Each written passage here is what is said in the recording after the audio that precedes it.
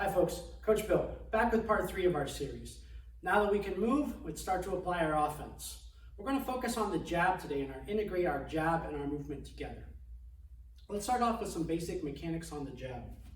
Let's just stand in our neutral stance here. Our jab, of course, is off the rear hand. One little caveat on the jab that I would make is that very often I will see students extend their hand flat. And what I would advise you is to make one subtle change in your guard. You'll notice my other hand, of course, one hand is away, so my other hand is back on the water line, my shoulders. But in addition, would make one small change, and that's when your jab goes out. Go ahead and rotate this 45 more degrees so that my lead knuckles are turned down. And what that does is that rotates my tricep up onto my shoulder line and helps protect against that chin. And believe it or not, that may appear to be subtle. I hope the camera can see that difference. But that difference between when I jab and you are throwing, an orthodox person might throw an overhand over the top of that counter, stepping outside of my jab and throwing the counter, or southpaw throwing a clipping lead hook. Okay, I like to throw that jab and turn my shoulder over so that my tricep rolls up, and that brings my chin down into this V pocket. Okay, so if I'm going to throw the jab, I'm going to throw that with that additional turn, just to apply that insurance as my hand goes out. Okay, now let's put the jab together with our timing. We know our movement was 2 parts: step and glide, step and glide, step and glide. When it comes to our jab, we're going to apply the jab. We're going to extend the jab on the step. So we're not going to move then jab, or we're not going to jab and then move. We're going to hide our movement with our jab. We're going to put something in our opponent's face to freeze them, get them to blink, maybe get them to take a defensive reaction or a pause as we move, so we can arrive and then deliver our continued offense, various tools. So from our stance, we're in a position, we're going to move forward, step and glide. We are going to jab on the step. Simultaneous. As your foot lands, so does the jab.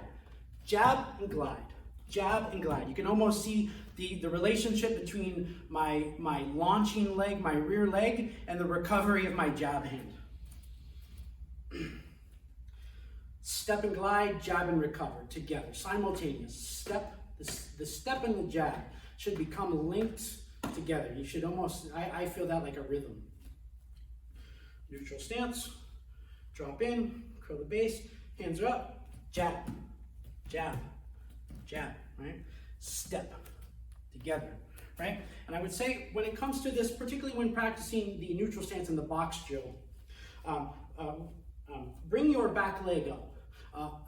There's all kinds of jabs. There's so many different jabs we can do. Of course, we could take an anchor jab, an anchor step, where as the name implies, we keep the back leg anchored, it doesn't move. But when it comes to general tactics for MMA, I would recommend, as you jab, to bring the back leg up, particularly for new students, because as you move forward, you'll need this rear foot to apply your rear techniques, or to make that second bridge into your takedowns, into your double or your singles. So make sure that as you step and glide, you recover, bring that back leg under you. From the side, the stance, jab and glide. The same rules apply when jabbing, moving backwards. From our neutral stance, we jab as we step back, and we recover, and we glide back into place. Jab and glide, jab and glide.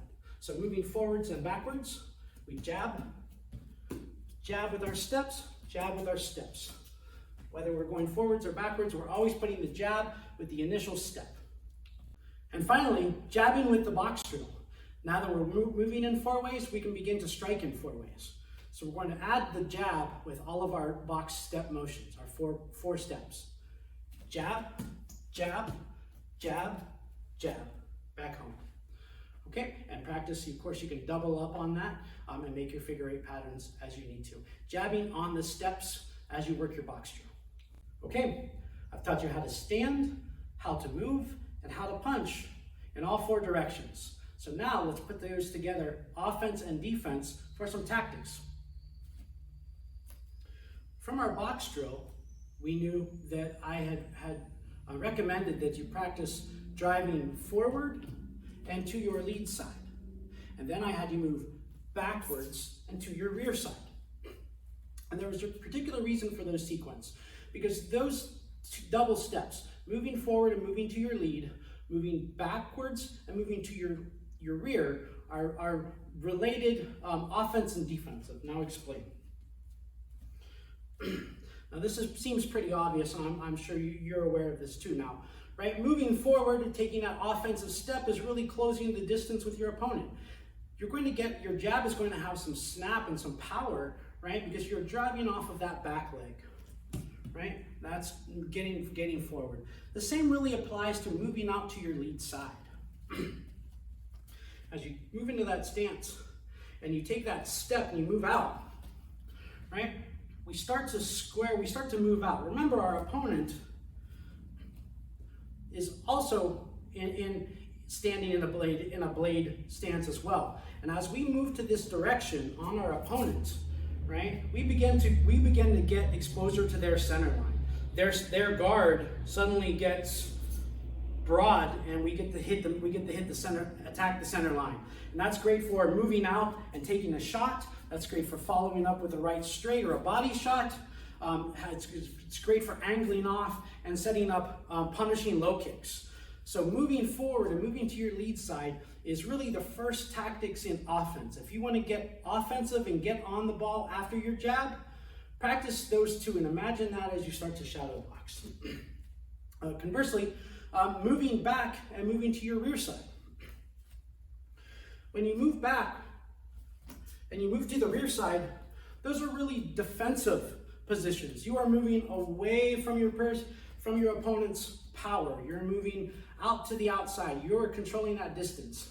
And the jab isn't as powerful, but the jab essentially acts as a placeholder. You will not get any closer to me than the end of my jab, right? And if you come any closer, as I step back, my back foot will be in place because I'm stepping neutral. I'll be able to counter hard, so don't, enter at your own risk. And as I move away, I change the angle. Stepping out, I keep that, I get at that angle, and of course this will allow me, this is perfect in rolling backwards and stepping out to allow the counter punching to begin. I take a slight defensive action, my opponent overcommits, I'm able to stay clear and capitalize. Classic example is the cross, right? Take that step out, come back hard with our counter right.